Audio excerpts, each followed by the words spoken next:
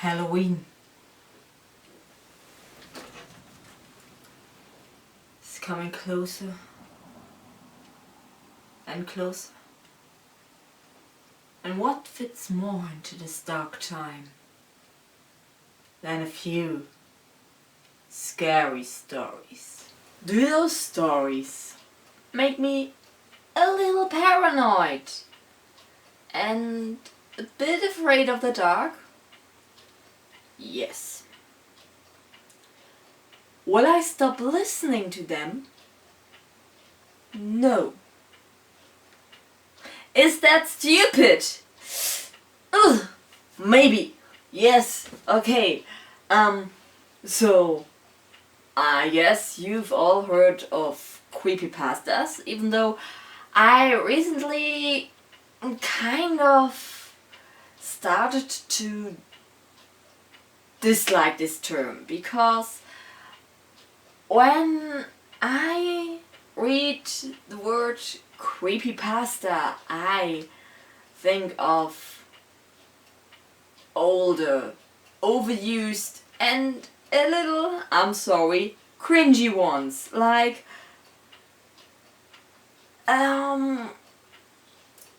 Jeff the Killer, like it's like, just, if you like it, cool, good for you. I used to dig it too, but maybe I just consumed it too much. Just like Laughing Jack and Suicide Mouse, Squidward Suicide, all those classics. But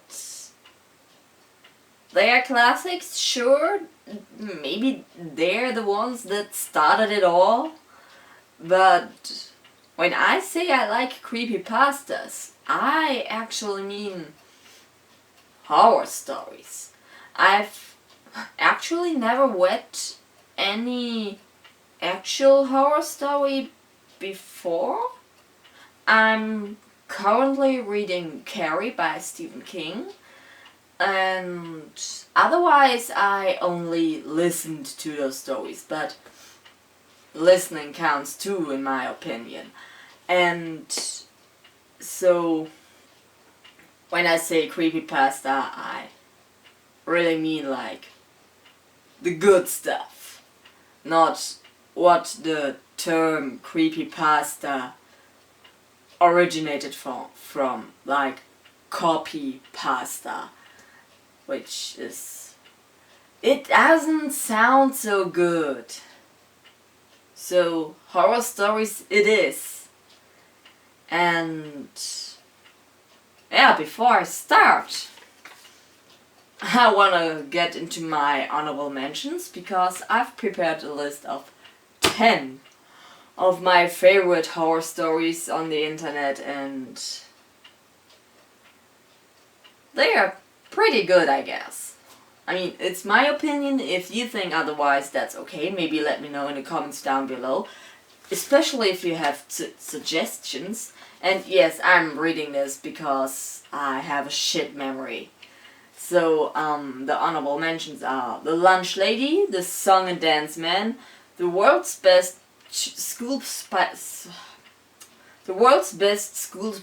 Psychologist, The No End House, and the follow-up stories, which I'm not sure if the follow-up stories are by the same author or if they're fan stories of The No End House. 20 Questions, and A Story to Scare My Son. There's also Milk and Cookies and a lot more I can't remember right now, but they are good. I like them, but they didn't make my top 10 in no particular order. So let's start with that now. So as I said, this list is in no particular order, but maybe you can tell by my excitement as I talk about the stories which one of those I like more and which ones I really love. So yeah, the first one is The House That Death Forgot, and it's about a woman who goes to visit her dad and runs into a bit of trouble, and I really think it's an interesting story. It keeps the tension really up, and I really like the twist at the end. And I'm not saying that I have a death wish, but I kind of want to live there in a really dark sense of whatever. I don't know what in me makes me want to be in that story, but it speaks to me. So yeah, that's the first one. The second one is The Monster in the Pantry, and it's about a guy who has a monster in his pantry. And it's a really tense but short story with a really interesting twist. I won't say more because otherwise it would be kinda spoilery. And I want you to enjoy the story for yourself. So let's go to the third one. It's Cove, one of the classics I kind of brutally bashed on before, but this one is pretty nice, and the twist at the end is chilling. Just thinking about it sends a shiver down my spine, and it's pretty cool. So that's it for Cove, and we'll go to number 4, Dear Abby. And Dear Abby is about a guy who sends a series of love letters to a woman named, as the title says, Abby. And it's really intense, but this is a video about scary stories, so you can probably tell the twist in it. The fifth one is Forgotten Valentine, and this is actually more of a nice story with a bit of creepy put in there. Like a grain of salt and you need it on your food. Nothing more, nothing less. And I really like this one. And it's about a guy who remembers his childhood crush, and his memories turn kinda dark. And he talks about this.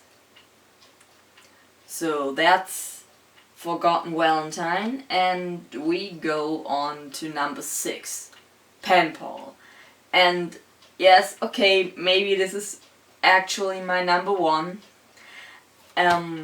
It's a really long story, and it's about a guy retelling his childhood. It's originally by Thousand Vultures on Reddit, and he actually did an extended version on an ebook, and I got it. And yes, this sounds like advertisement, but I read it several times. I listened to the shortened audio versions that are free on the internet several times. It's one of my favorites to come back to. I never get tired of it. I listen to it probably a few times in German and even more times in English by different narrators. So it's cool. It's about, as I said, about a guy who retells stories from his childhood, and they're pretty terrifying because it's so damn realistic, and it's stuff that can happen anywhere. It's nothing like the Wendigos stories out there that, you know, Wendigos are set on a specific location in the urban legend lore. But that stuff in Panpaw is real. Close to life and terrifying. But I love it. Because it's brilliantly told. So, enough of my rambling about Panpaw, and let's get to number 7, the door game. And the door game is about a group of friends. I think after graduation. I haven't consumed this story in a while, but it's one I've listened to several times. I should remember that if I listened several times, but I think it was graduation. And they go to a house and play a game. But it's not fun. Not at all. It's panic-inducing, but really interesting. And the twist at the end is brilliant. So, let's get to number 8, The Face of Fear. And this one, I'd say it's my second favorite. It's about a guy who, after a heart attack, goes to a retreat in a cabin in the woods with his best friend. But there's something lurking in the woods, and it's not friendly. And the twist, again, at the end, is really cool. Just like with most of my stories I've recommended so far. And yeah, so The Face of Fear is, I would say, my second favorite. So this list is kind of a ranking with number 1, number 2, and the rest is like third place, but in no particular order. The 9th one, okay, number 9 is my third, and the rest is the 4th place in no particular order. Because number 9 is I bought a haunted piano on Craigslist. And this story is, as the title says, about a guy who bought a haunted piano. And I really like it, and it's especially powerful and beautiful if you listen to a version on YouTube. I don't remember which narrator did my fave version. I'm sorry, but I'm gonna get into that later. But yeah, I really like the story, and it's chilly, yeah, but it's not all too creepy like other stuff out there. So that's maybe something nice if you like spooky stuff but not scary stuff, you know. So the haunted piano is definitely cool. And the number 10 is How Lucky I Was. And this one is kind of different from the others in a way that's, I don't know how to tell. It's like brutal because of the way it's the stuff happening is described, but yeah, so it's about a guy who relives his life on the deathbed, and maybe you can tell what this story kind of feels like when you look close at the title, How Lucky I Was. And I mean, this whole list is about my faves, but this one is also really nice, and I think what makes it a scary story. It's just the whole feel to it. The kind of mystery vibe. And yeah, so that's one I really enjoy, and it's beautiful actually. It's a little brutal, but it's beautiful. So that was my list of the 10 of my favorite stories, and now I kind of want to talk more about the narrators, because they deserve a lot of credit. So the way I mostly consume those creepy stories is via YouTube and by 3 more or less specific narrators. And they're Creepsmackpasta, Mr. Creepypasta, and Creepypasta Junior. Junior written as JR. And yeah, so these 3 are who I cycle in between. They have some overlapping stories, like I think every one of them has done the classics, of course, but some have self-written ones they narrated, and some have guest speakers. It's really cool, so you should definitely give those 3 a listen. And something that actually makes me really proud to be German is that the music creator you can hear in the background in most of the videos, Medu, is German too. So that's pretty neat. Not that I'm particularly keen on being like, yes, Germany, yes, go. I mean, I live here, but I guess that's it. I mean, I do my videos in English, so whatever, you know, but I think it's pretty cool that the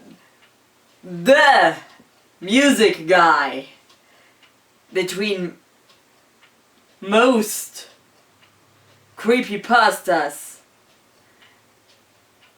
is German too, and you should definitely give his music a try too on its own, like not just as background music on the stories, but just on its own. It's brilliant. And you can find him on Spotify, so that's cool. And yeah, so I really like those stories. And yes, they make me kind of afraid in the dark and a little paranoid, but I just can't stop. So if you want to get me more scared, maybe if you have some, leave some recommendations in the comments. Please, I'm begging you. Leave a like if you enjoyed this video. Subscribe if you haven't already. And until I figure out what I can upload next, watch my other stuff. Bye.